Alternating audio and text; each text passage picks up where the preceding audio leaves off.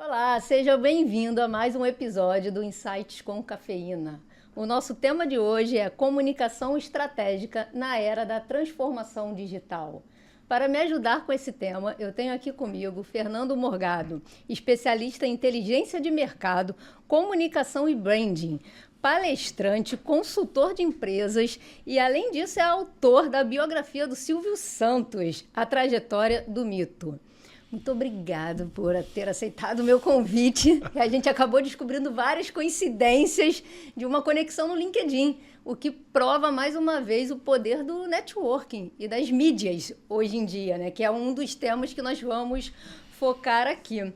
E falando de mídias, como é que você enxerga essa transformação que a gente tem agora na comunicação?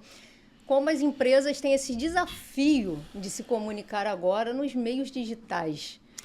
Bom, antes de mais nada, quero te agradecer muito pelo convite. É um prazer estar contigo.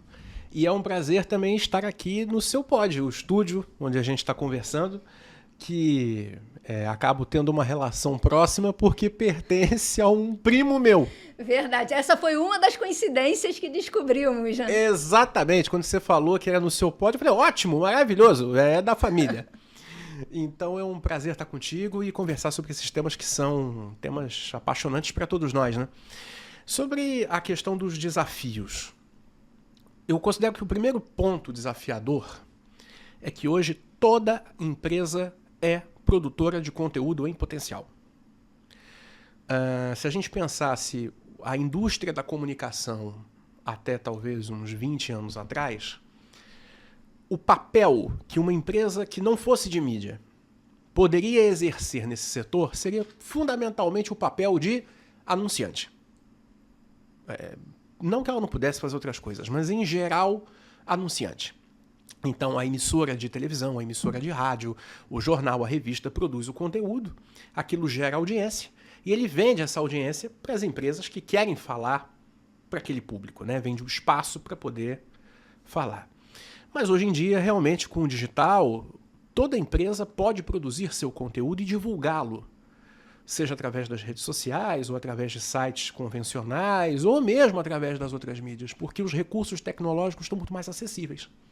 Então você, por exemplo, tem casos, já que nós estamos aqui num podcast, de várias empresas que têm estúdios de podcast internos. Sim. E produzem conteúdo e difundem pelos seus canais e tal. Então, essa já é uma mudança importante. Só que, para além disso, é aquilo, né? Existe a delícia e existe a dor desse processo. Com certeza. Você tem uma série de questões complexas, por exemplo, de gestão de crise, quando acontece alguma questão envolvendo a imagem da empresa.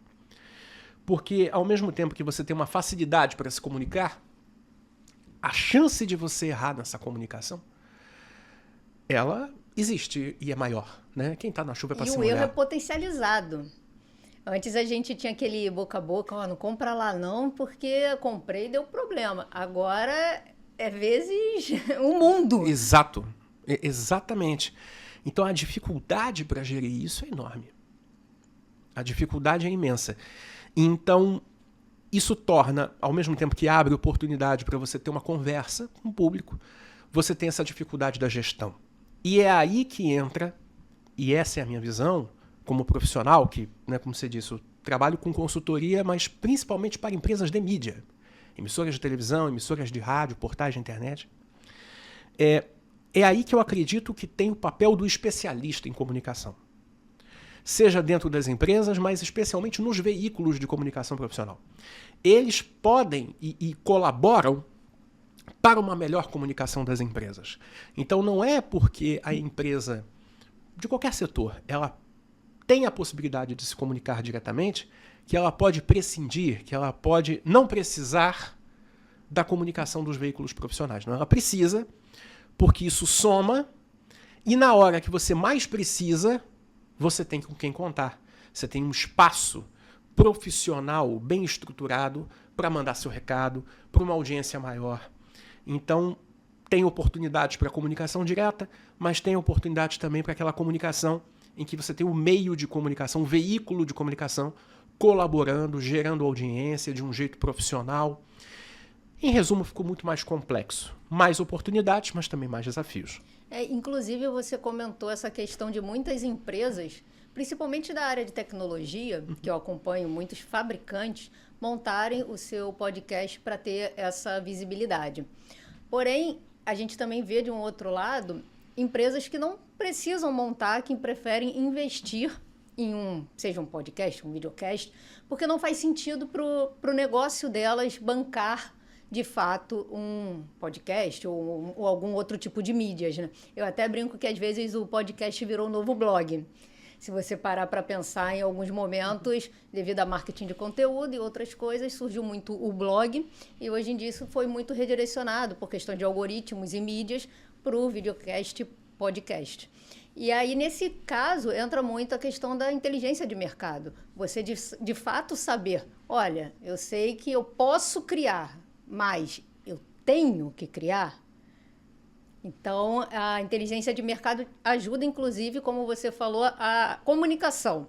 Eu vou me comunicar, mas eu vou me comunicar para quem, por quê e como. Exatamente isso. Como você vê essa visão nesse ponto? Porque às vezes não fica muito claro quando a gente fala inteligência de mercado, as pessoas pensam em milhões de coisas e não chegam a uma conclusão.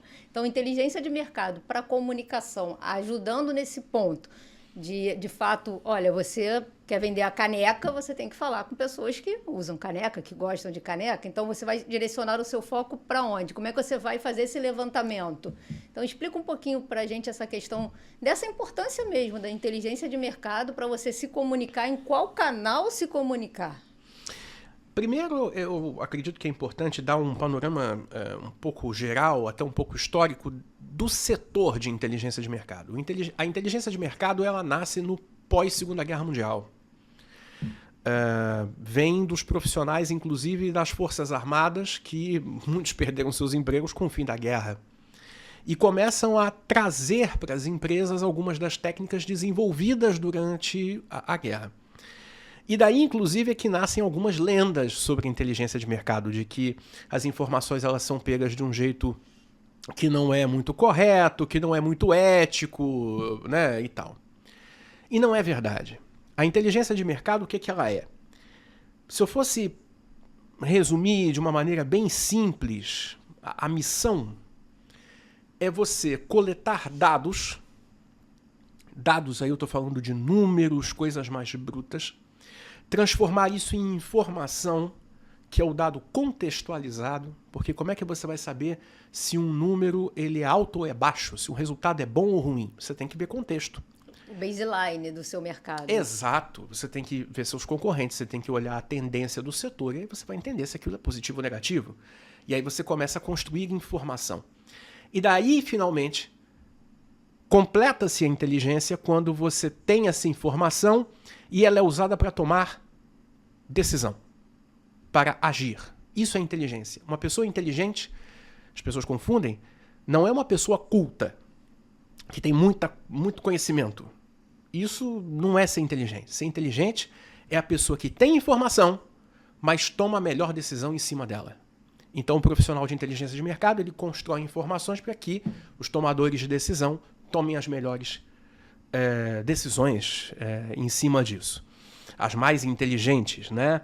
E daí você minimiza a chance de prejuízo. Essa é a ideia. Isso aplicado ao mercado de comunicação.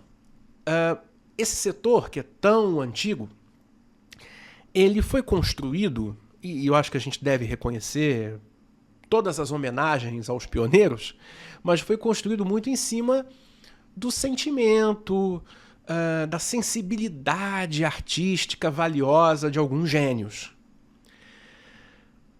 Isso aconteceu no rádio, na televisão, nas revistas, enfim. Só que conforme o dinheiro envolvido nesse setor foi crescendo, você já não poderia mais ficar contando e baseando toda uma empresa em cima da genialidade de 2 ou 3. Até porque esses gênios 2 ou 3 um dia vão embora por qualquer razão.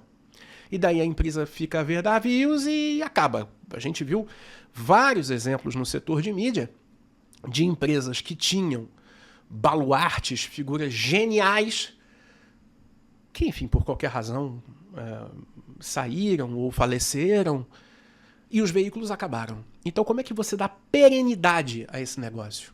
Fazendo com que o máximo de decisões seja tomada de maneira inteligente, ou seja, baseada em informação, baseada em dados. Estruturar como um negócio, a comunicação como negócio. Exato. É a profissionalização da gestão. Que no setor de mídia, eu diria que durante muito tempo foi uma exceção. Você teve muito veículo gerido de maneira amadora. Mas hoje em dia, o processo de profissionalização do setor de mídia ele é real. E nisso a inteligência de mercado ajuda muito, porque nós temos hoje um volume de dados que nós nunca tivemos em outros períodos da história. Sim. E eu acredito que, de certa maneira, acho que eu posso colaborar nesse sentido, porque eu trabalho muito nas minhas redes difundindo dados e análises. A gente vê hoje um processo muito interessante de maior consumo de dados e de maior precisão nesse sentido na tomada de decisão por parte dos veículos, mesmo os menores. Eu, por trabalhar com consultoria muito para rádio, eu trabalho desde as grandes rádios do Brasil, já, enfim, trabalhei algumas delas, mas também trabalho para rádios do interior, de cidades de 10, 15, 30 mil habitantes, já trabalhei para emissoras assim. E até essas têm percebido a importância dos dados. Então essa cultura começou a ser construída e está avançando. Os próprios discursos comerciais para a conquista de anunciantes estão cada vez mais técnicos. Isso é muito positivo. De trazer os números para justificar o porquê anunciar em tal Exato. horário, a questão de ROI. Isso tudo ajuda muito a inteligência artificial, com a questão da organização dos dados. Porque antes da inteligência artificial, você tem que conseguir organizar os seus dados para a inteligência artificial te ajudar, inclusive, nesse ponto. E em comunicação, tem um outro fator também que ela vem mudando e moldando a nossa comunicação, principalmente nas mídias. A questão de copywriting, até imagem. Agora você joga lá no ChatGPT, você manda criar imagem, já joga para um Canva da vida ou para qualquer ferramenta que você utilize. E isso tudo é a sua comunicação nas mídias. E que vem mudando ao longo desse tempo e cada vez mais ela vai avançando. Agora a OpenAI lançou uma nova versão do ChatGPT, ou seja, mais potente, porque é uma retroalimentação no fim do dia. Essa mudança, além dessa questão do data-driven, que é o que você veio falando aí ao longo do tempo, mas a mudança com a questão da IA no sentido de escrita, de mudar e moldar a nossa comunicação. Como é que você enxerga ao longo dessa sua trajetória, né? Antes desse boom da IA, dela ficar mais acessível como ela está hoje em dia, comparando com esse avanço, juntando com a questão dos dados e o quanto ela está moldando a forma que a gente vem se comunicando com a sua experiência no seu ponto de vista? Aí a gente pode conversar a respeito de talvez em duas linhas, né? A primeira, na análise de dados. Realmente, a inteligência artificial colabora demais, porque você consegue popularizar o Big Data. Sim. De certa forma. Pelo menos uma análise de um volume grande de dados, que até alguns anos atrás era uma coisa restrita a empresas maiores, que tinham que ter um investimento maior. Então você começa, ainda que talvez de uma maneira mais superficial, que não seja aquela maneira mais profunda, né, que ferramentas mais parrudas podem dar, mas aquilo que eu estava falando da construção da cultura dirigida aos dados, né, voltada para os dados, a inteligência artificial ajuda muito nessa construção, porque dá pelo menos o primeiro gostinho. Olha só como é que a análise fica mais precisa, olha como vem mais rápido, e olha só, você pode decidir o que você vai fazer em cima dessa análise que chegou para você de um jeito tão acessível, olha que legal. Então, por um lado, ajuda muito. E o outro ponto que você tocou aqui tem a ver com a produção de conteúdo. Sim. É uma revolução, porque você consegue produzir muito mais com estruturas muito menores. Muito mais em menor tempo com menos pessoas. É esse o ponto. Exato, também. E, aliás, até acho importante dizer o seguinte, tem gente que fica dizendo, a inteligência artificial vai ocupar todos os postos de trabalho por humanos. Não posso fazer esse tipo de afirmação nesse momento, por exemplo, no setor de comunicação. O que eu posso dizer? Em boa parte das funções, a inteligência artificial, eu digo assim, na parte de produção, redação, ela é um grande auxiliar e amplia demais a produtividade. E com isso reduz custo, porque você gasta menos tempo trabalhando, logo é menos dinheiro do que você gasta, porque tempo é dinheiro. Então, aumenta a produtividade com certeza. Em vários casos, diminui a incidência de erro, e o risco de erro, porque você pode ter mais correções, por exemplo, de um texto, a chance de sair errado, a chance de sair inadequado para o formato que você está trabalhando, diminui. Pode aumentar a precisão, por um lado, de formato. Mas, por outro lado, aumenta a exigência. Pelo menos data hoje, tá?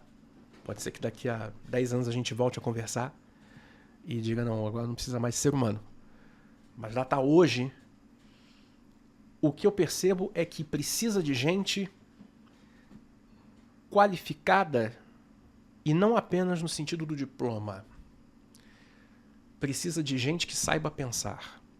Sim. Porque a inteligência artificial funciona muito bem se você sabe o que pedir. Eu digo isso, eu sou professor de inteligência artificial para veículos de comunicação, especialmente rádio, eu dou muito treinamento nesse sentido e televisão também, para as associações que representam aí Brasil afora. E eu falo, vence na era da inteligência artificial, especialmente a generativa, aquele que sabe o que quer e que sabe mandar, no bom sentido. Sabe colocar o prompt que vai te dar o resultado que você deseja. Só que aí é o seguinte, para você saber o que quer e para você saber mandar, é a grande pergunta da vida, né? Se você parar para pensar assim, todas as áreas da vida, tem várias áreas que a gente não sabe muito bem o que a gente quer. É um desafio. Esse é o dilema da vida agora. É o dilema da vida. Exige o quê? Reflexão, exige experiência, pensamento crítico. Conhecimento de contexto, vivência de mercado. Exato. Porque, como você falou, a inteligência artificial vai te trazer os números, vai te trazer os dados. Mas quem vai interpretar aqueles dados? É aí o ponto. Quem que eu acho que está com mais perigo é o profissional que vive de trabalhos eminentemente repetitivos. Sim. E manuais no setor de mídia. E esse complica mais. Porque este pode ser substituído com mais facilidade e menor custo. Agora, quem pensa, quem reflete, esse tem mais espaço. Então eu vejo que se a gente pegar a imagem de uma pirâmide, né, com o operacional na base, o tático e o estratégico no topo, a base que não sabe pensar, essa periga mais. Então a gente vê essa imagem, isso não só no setor de mídia, mas em todos, daqueles salões gigantescos, cheios de gente e ficando mais vazios. Porque você consegue fazer mais com menos gente, isso está acontecendo em todos os setores, porque o operacional é o primeiro que está sendo. E aí, por exemplo, dentro do setor de mídia, neste momento, de novo, data hoje, né? Mas quer ver uma área que o ser humano ele não é substituído ainda dentro de uma emissora? É, por exemplo, toda a parte de relacionamento estratégico comercial. Sim. Vai sentar com um órgão público para negociar, vai sentar com um grande anunciante. É uma relação humana. Claro que tem a questão dos dados, claro que tem um discurso técnico, mas o relacionamento do bom atendimento ao cliente, isso ainda é um aspecto do ser humano. Com certeza. Inclusive, você falou a questão que o operacional tem mais chance de ser substituído. Eu acho que isso é uma oportunidade de você não... Eu, pelo menos, não gosto de trabalho repetitivo e rotineiro, ficar ali igual um robô fazendo coisas que eu posso automatizar. Claro. Então, se eu posso automatizar e poupar meu tempo, eu uso o meu tempo para pensar em estratégia, para pensar em crescimento em outras coisas que você engloba aí quando você fala de uma empresa, porque mídias, comunicação é uma empresa. Você falou a questão da comunicação com a inteligência artificial, que facilita, que evita erros, mas a gente também, no meu ponto de vista, corre o risco de ter uma linguagem muito igual e um pouco robotizar a nossa comunicação através das mídias. Verdade. O que acaba tornando um pouco mais difícil essa tarefa das empresas de manter o engajamento. Verdade. Porque tira aquela questão da empatia do público. Tanto que agora você vê que tem empresas que são mais brincalhonas, tem empresas que já mantêm uma seriedade. Por exemplo, agora criam novela. Eu estava vendo que criaram um perfil da personagem para poder interagir e trazer a audiência para a novela. Como você enxerga esse risco do lado bom da inteligência artificial? Eu estou automatizando, estou reduzindo o meu custo operacional, mas como eu consigo manter ainda assim o meu público engajado com a minha marca?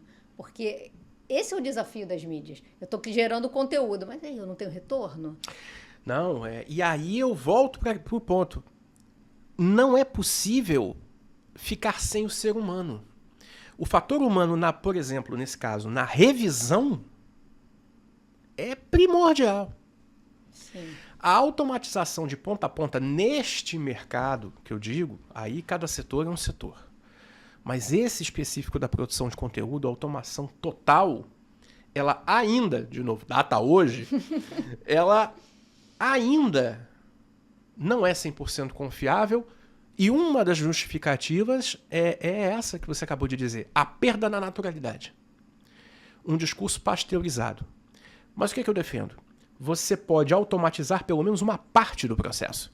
Você pode pelo menos reduzir o tempo com a ferramenta. E as ferramentas em geral. E daí você fica com a ponta final que é, digamos, mais qualificada, que é a ponta da revisão, do aperfeiçoamento, da adequação para aquele contexto específico. Só você, que é profissional e que está ali trabalhando, é que sabe.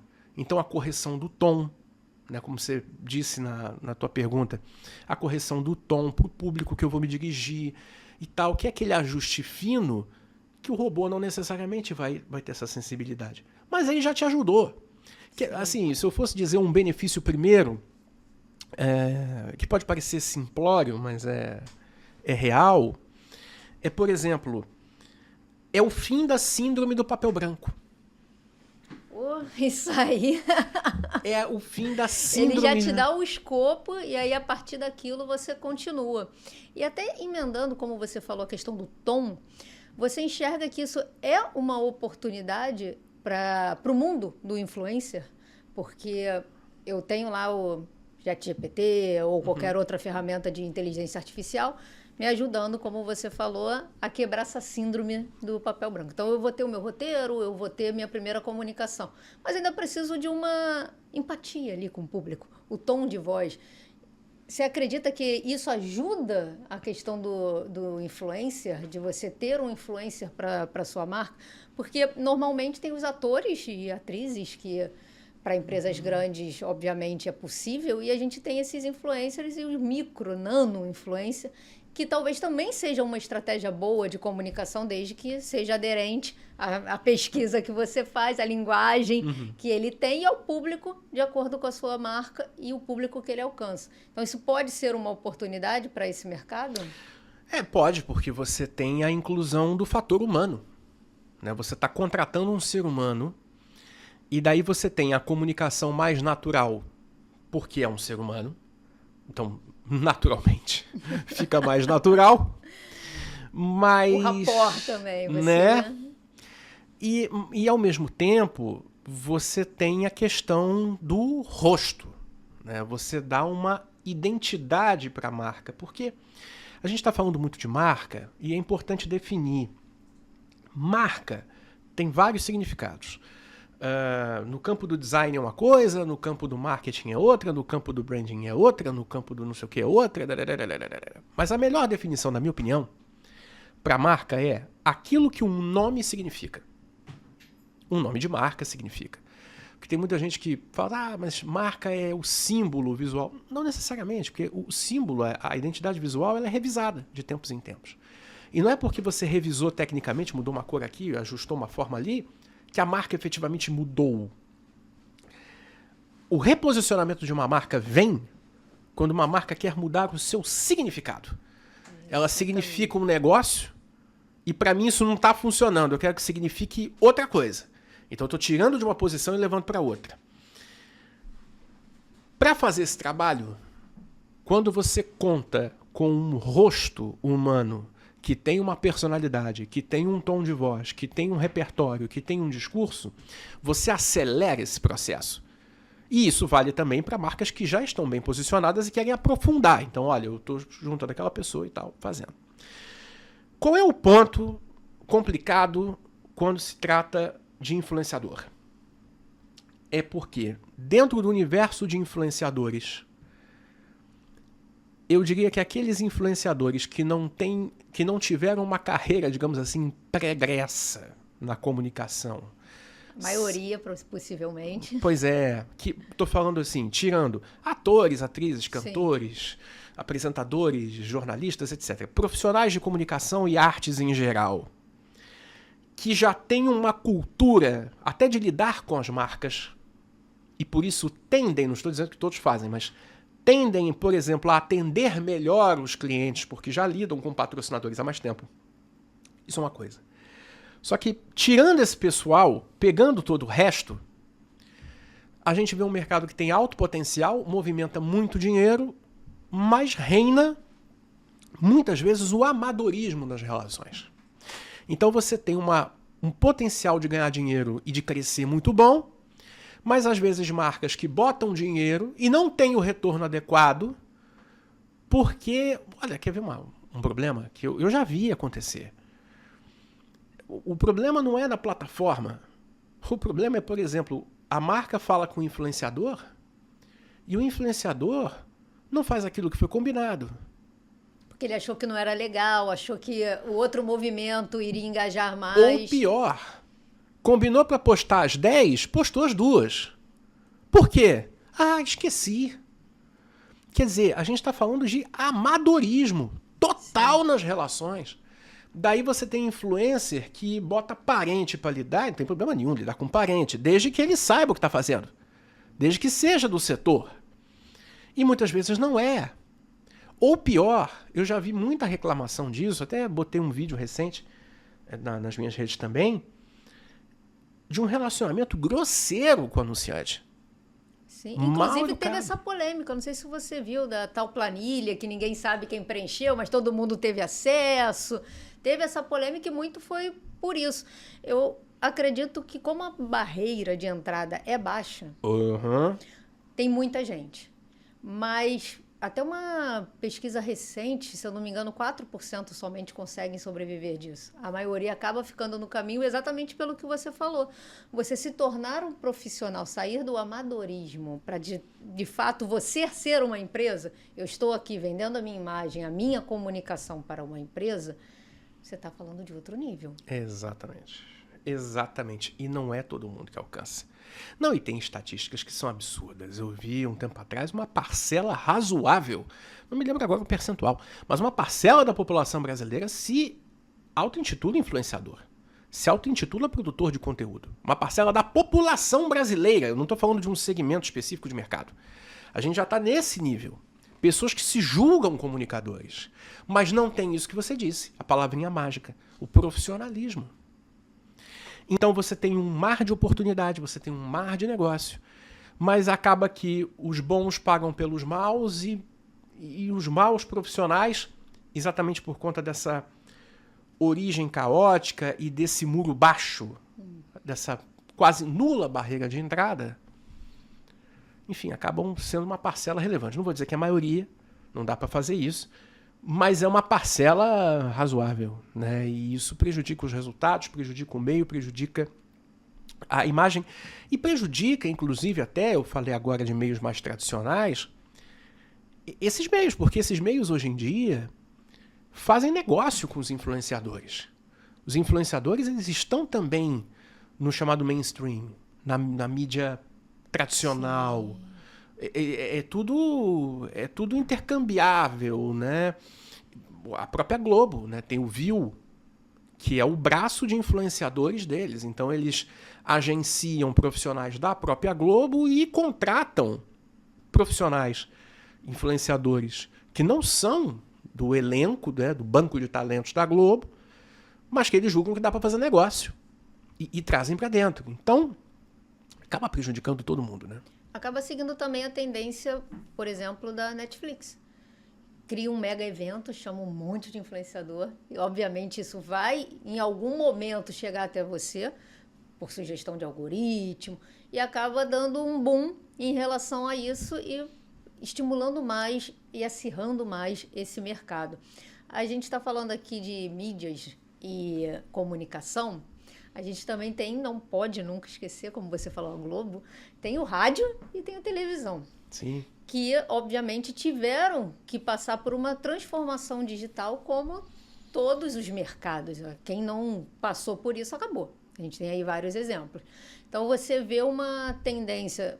A Globo, como você falou, tem o Globoplay. A maioria das emissoras tem as suas partes digitais, que foi muito estimulada até pela que mais bombou, foi a Netflix. Uhum.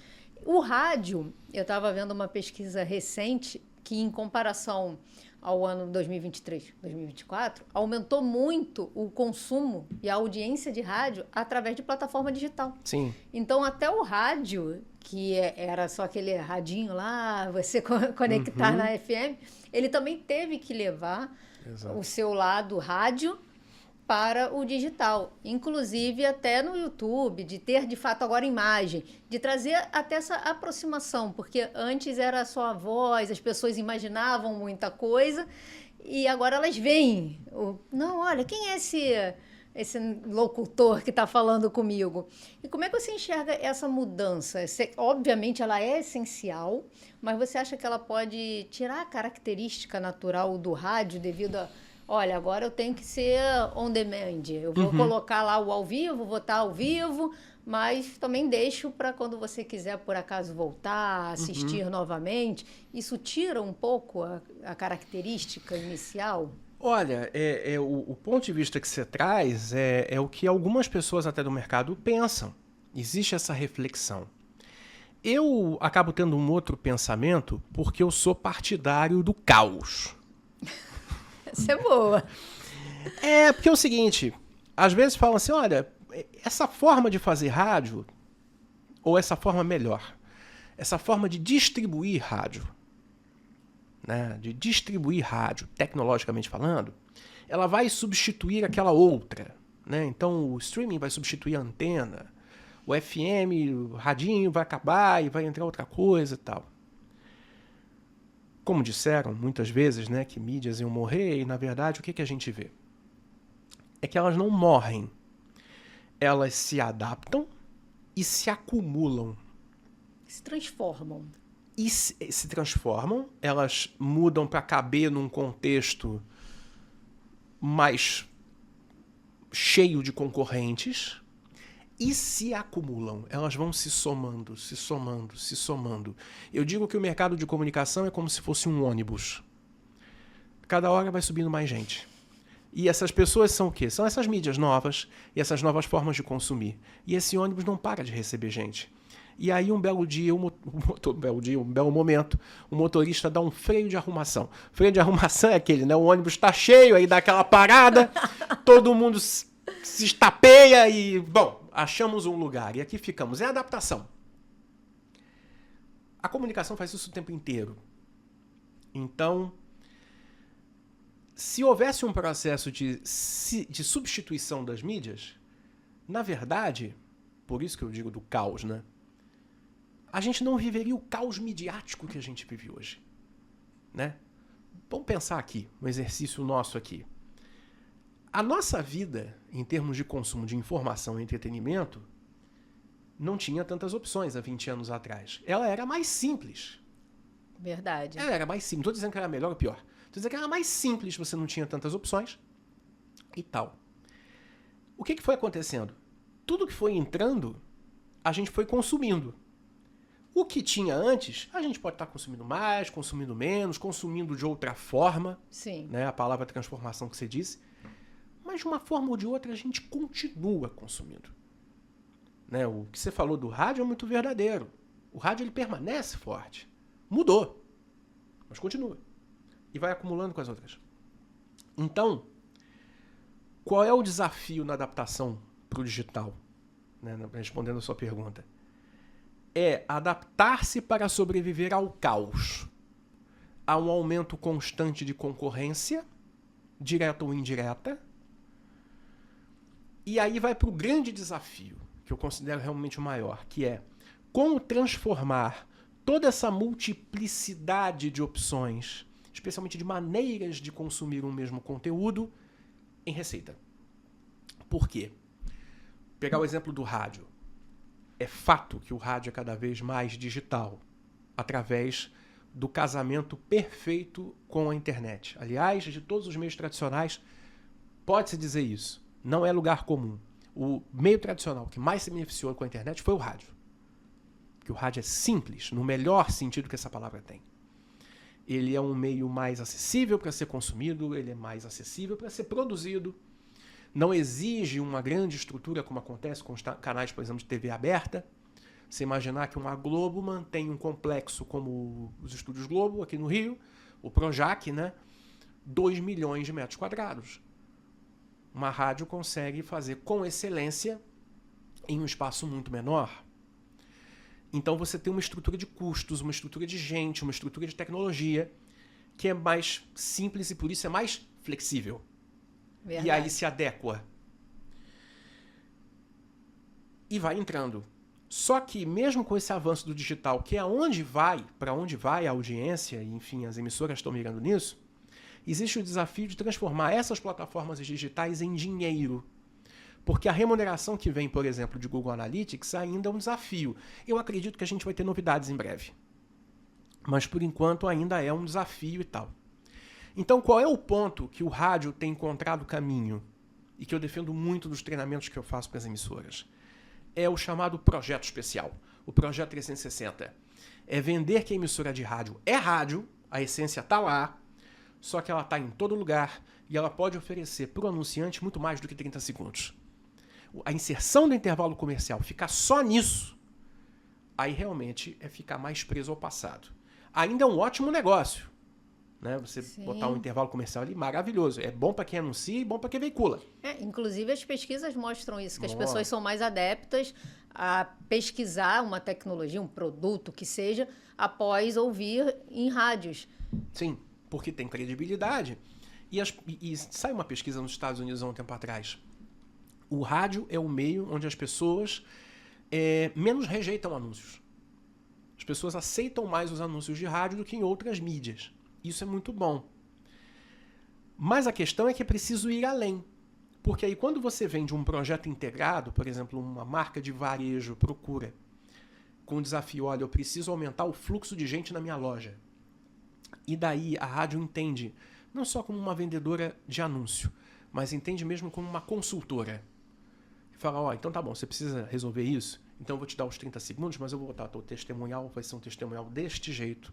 E a gente vai ter entrada ao vivo da sua loja, fazendo determinada dinâmica, porque isso vai fazer com que as pessoas cheguem na sua loja. Você está se colocando como parceiro daquele anunciante. E criando evento para trazer essa ativação. É uma ativação de marca. Exato. Não simplesmente estou te vendendo, como você falou, os 30 segundos. Aí você está criando um negócio sob medida, que é uma coisa que muita gente não faz. E você está se posicionando como parceiro daquele anunciante. E aí você gera uma relação de longo prazo, você estabelece inclusive um ticket médio maior, você tem a possibilidade de avançar. Então, eu acredito que esse é cada vez mais o caminho. E as emissoras têm se atentado para isso, né? Especialmente as maiores. E a gente vai ver cada vez mais esse processo. É uma maneira que você tem de... E aí estou falando de integrar rede social, tudo mais, claro. Porque hoje em dia todas as rádios têm e elas também promovem muitos eventos, como você falou. Exatamente. Então, um exemplo, teve há pouco tempo na Lagoa, um evento de uma rádio com cantor, etc. você colocar sua marca ali, Exato. já é já é a sua consultoria 360 que você está comentando. Exatamente. Olha, você vai ter 30 segundos na rádio, de fato, mas a gente vai ter um evento tal que casa com a sua marca. Eu posso também inserir lá, o meu locutor vai estar lá, vai apresentar a sua marca. Então, você, na verdade, entrega um pacote ao invés de somente a voz. Exatamente isso. E aí você consegue resolver o problema da remuneração do digital. Porque o digital ele aparece como uma grande entrega de mídia valiosa, Sim. com uma geração, enfim, de engajamento e tudo mais. Você pode não conseguir dinheiro diretamente através daquela plataforma, porque, por exemplo, a Meta não necessariamente vai te remunerar por aquele conteúdo. Porém, como você está fazendo um pacote, né, um projeto especial, um plano especial, você consegue diluir aquele dinheiro entre as várias soluções que você está entregando. Então você consegue gerar mais resultado. Esse é um caminho muito positivo para as emissoras. E a gente vê isso também em televisão.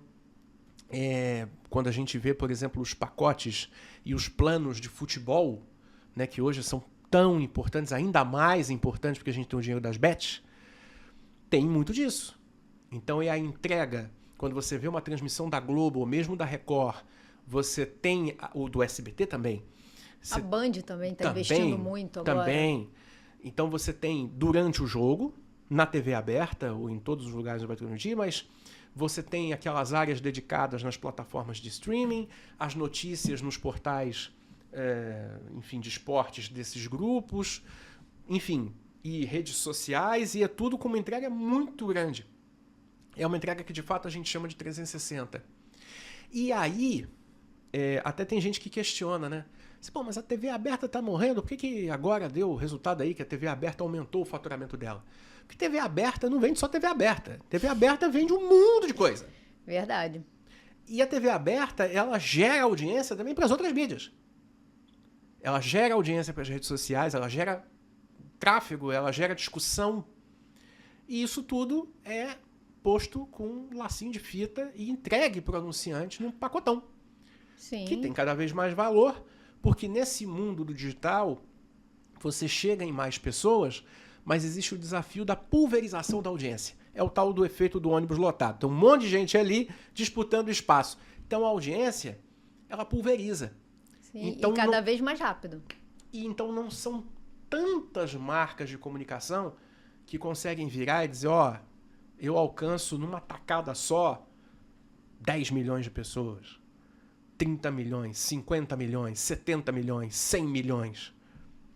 Esses grupos de comunicação, liderados pela TV aberta, liderados pelo conseguem isso num minuto.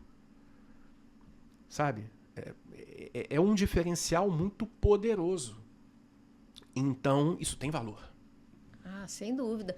Inclusive, você está trazendo aí a questão da audiência, a audiência multicanais. Como a gente está falando de emissoras, a maioria das emissoras tem seus portais, tem as suas mídias, criam ativações diferentes em cada mídia para poder captar o ouvinte, a pessoa que assiste em vários canais, tem esse trabalho todo. E a gente também tem muito essa questão que, no meu ponto de vista, deu um grande boom, que é o storytelling. E isso ajuda nessa questão da audiência. Como você enxerga esse ponto? Porque o que acontece? A gente tem lá a jornada do herói, que eu acho que já ficou muito batido no meu ponto de vista, uma opinião já pessoal, Sim. de você... Acho que, na verdade, ficou batido até devido à questão, um pouquinho de influência, essa questão de você vender muito produto digital.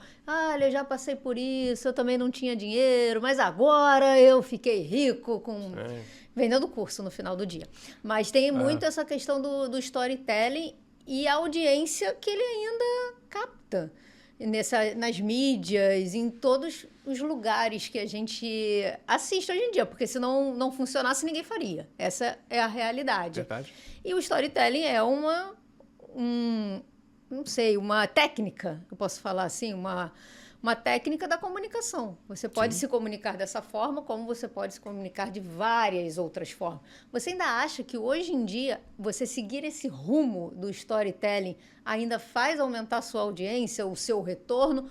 Ou realmente, olha, já ficou batido, já está todo mundo sabendo que você era fracassado e de repente você deu a sua guinada do sucesso? Não, e o pior é isso. O cara diz que ficou rico, aí faz um curso para ensinar como fica rico, mas na verdade é isso que você falou. Ele ficou rico vendendo curso, ensinando como fica rico. Essa é a sacanagem. A ferramenta em si, se a gente for pensar como uma ferramenta, ela não tem índole, né? O storytelling, ele é uma ferramenta que não tem um caráter de bom ou ruim, né? A ferramenta em si. O problema é quem usa, né? Pois é. E o problema é a intenção. Eu diria o seguinte, esse storytelling que você descreveu, esse sim, assim, eu concordo 1000%. Que é muito batido porque foi muito usado por muitos golpistas. Foi o que a gente viu e é o que a gente vê todos os dias. Verdade.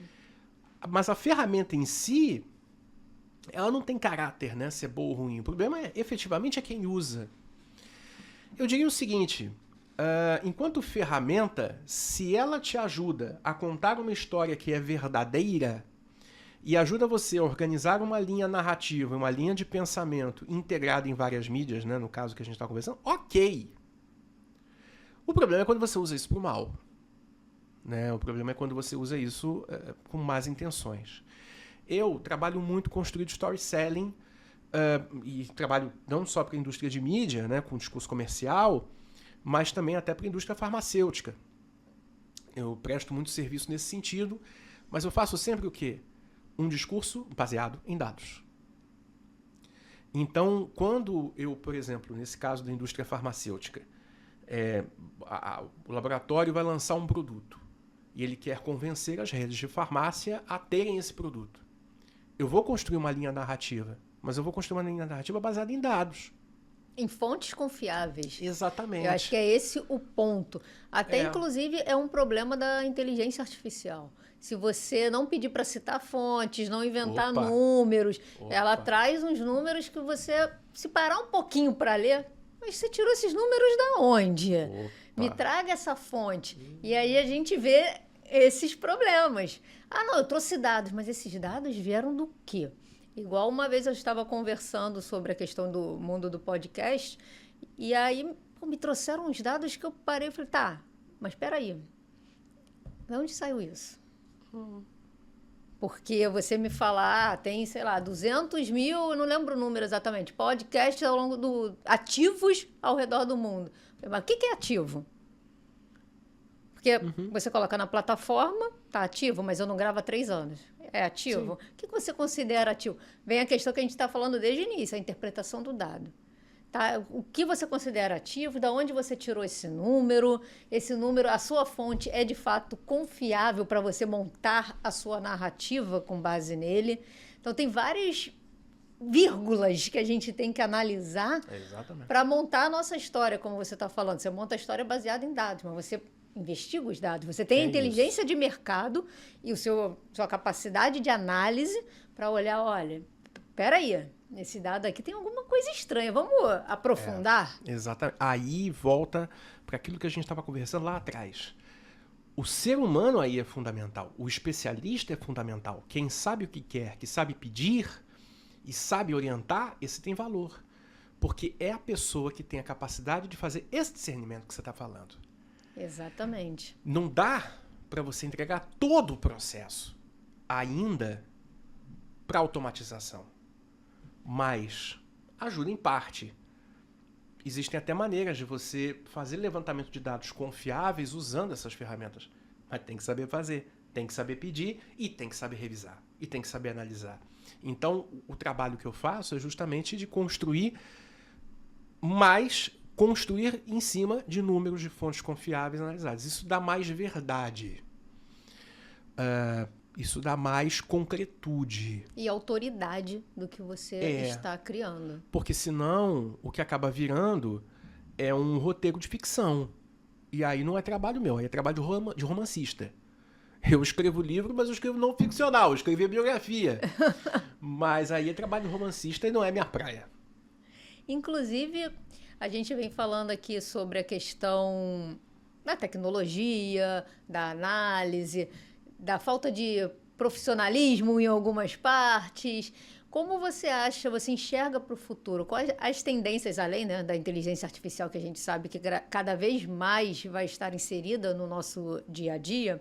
Como você acha que os profissionais agora devem se preparar para o futuro da comunicação? Bom, é incontornável, tem que aprender as ferramentas e exercitá-las. E para além de aprender as ferramentas, tem que, fundamentalmente, exercitar o raciocínio e a interpretação. Porque a gente corre um risco, eu vejo muita gente alertando para isso, e eu acho que até certo ponto é um risco real, da gente se acomodar com essas ferramentas. Concordo plenamente. E daí a gente faz um negócio que é terceirizar o raciocínio. Existem livros que tratam disso, que a gente já terceirizou uma parte da nossa memória. Se a gente pensar alguns anos, a gente, por exemplo, tinha de memória pelo menos os principais números de telefone, dos parentes mais próximos, de amigos, a gente sabia de cor. Agora não sabe nem o nosso próprio celular, às vezes. Exatamente. Porque a gente tem na mão. Então, para nós é muito fácil, né? Eu não preciso guardar. E isso passa para outras informações. Tem informações de datas, horários, coisas que aconteceram. A gente também não precisa guardar muita coisa. Coloca na agenda e ativa o lembrete. Exatamente. Então, a gente terceirizou a memória. E com a inteligência artificial cada vez mais eficiente, existe o risco da gente terceirizar muitas vezes a interpretação, a análise. E é exatamente isso que a gente mais conversou aqui, o valor que tem a interpretação, a análise humana. Sim. Que entende contexto, que tem a sensibilidade do momento, do clima, né, do espírito do tempo. E isso a gente tem que evitar de terceirizar, na minha opinião, ao máximo. Então, quem puder, além de aprender as ferramentas, mas exercitar o raciocínio, exercitar a interpretação, tem mais vantagem. Porque, como eu disse, quem sabe pedir, quem sabe o que quer, sai na frente. E quem sabe o que quer é quem raciocina melhor. Com certeza. Eu vejo algumas pessoas se prendendo a usar as ferramentas. Ah, não, olha, passei anos estudando, agora vem a ferramenta e vai fazer o que eu sei fazer. Só que eu acho que o ponto é exatamente o que você falou. Deixa ela fazer e analisa o que ela faz. Usa a sua inteligência para melhorar o seu trabalho e deixar a tarefa corriqueira com ferramentas que a gente tem aí aos montes, se a gente fosse falar sobre isso. Fernando, a gente está chegando aqui ao final do nosso episódio.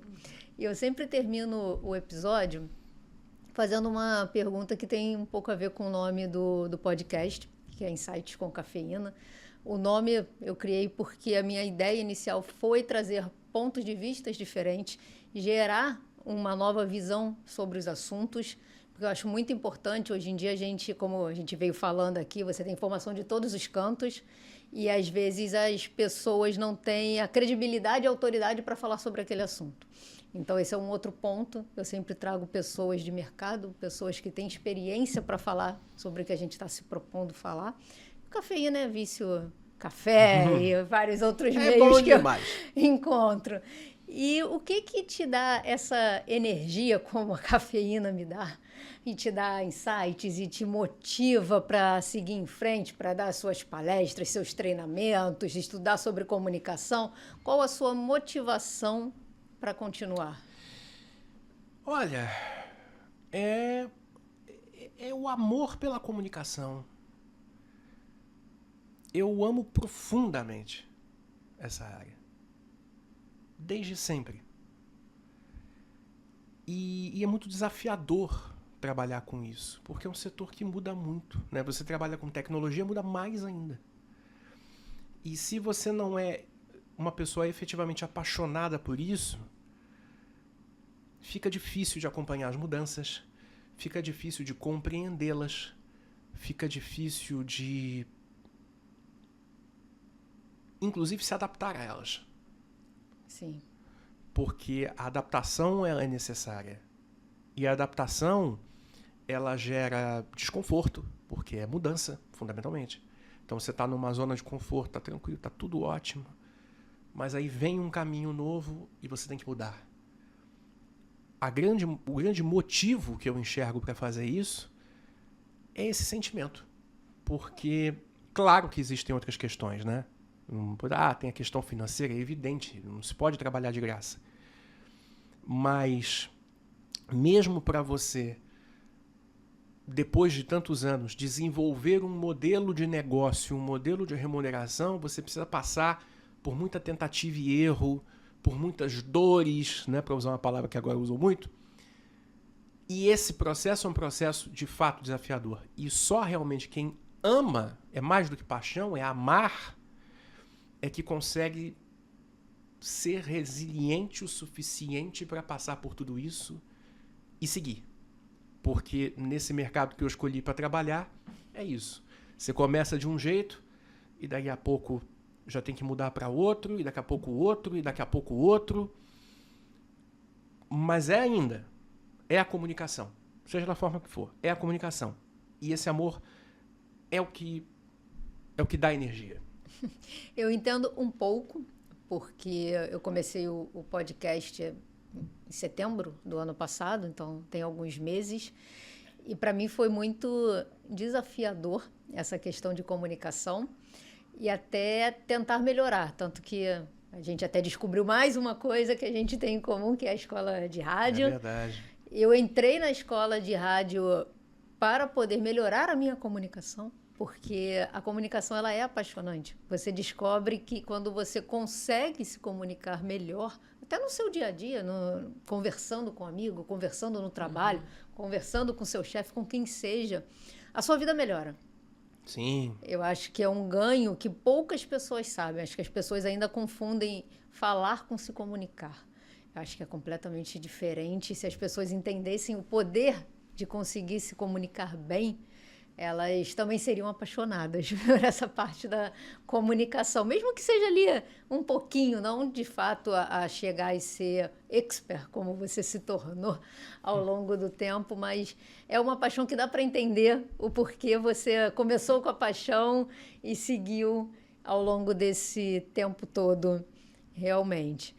De novo, agradecer o seu tempo, a sua disponibilidade de vir aqui gravar comigo. Muito obrigada mesmo. Pessoal, espero muito que vocês tenham curtido o episódio. Foi maravilhoso entender um pouco mais sobre a comunicação agora nas mídias sociais, nas mídias digitais, o rádio, a TV. A gente falou sobre muita coisa super interessante. E vejo vocês no próximo episódio do Insights com Cafeína. Até breve.